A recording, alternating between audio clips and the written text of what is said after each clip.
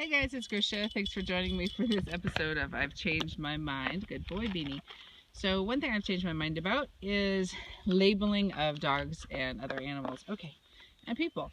So I used to think I had a cat named Tabasco, and this cat, basically, you could pet him for about 3 seconds and then he would turn and bite you. And so I just started calling him Mean. So I just said he's a mean cat, right? But that was before I knew anything about animal behavior. And I'm sure he actually gave me several warnings to say, this kind of petting that you're doing is uncomfortable for me. And if I had known about something like the 5-second rule or watching for behavior signals, this wouldn't have happened. So we wouldn't have had to get him to the point where he would bite me. He was probably giving a lot of signals that say, hey, I don't like that kind of stroking, or I'm actually here just to sniff you, or whatever else. So he's not a mean cat. He's just a cat who is giving me signals that say, please back off for my own comfort and safety.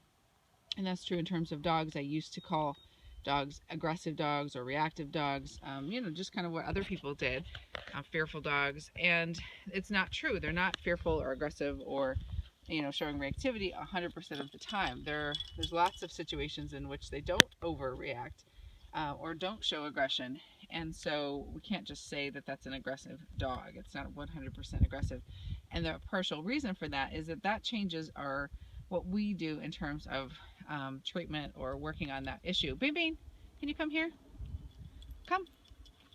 So, and that also applies to people. So I don't call people jerks, or I think I mentioned this before, but I don't use name calling for people or dogs or anything else, because it's not useful. It doesn't give us ways that we can influence behavior or make a better relationship. It just says, oh, he's I even use the word frustrated greeter, right?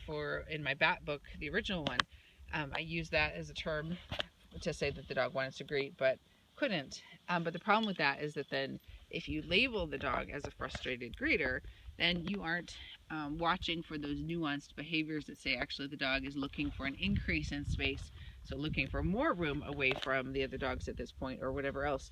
So if you have this label set in your mind of he's friendly or he's bomb proof, then you're not always looking at the behavior in the moment as well as you should. So that's it.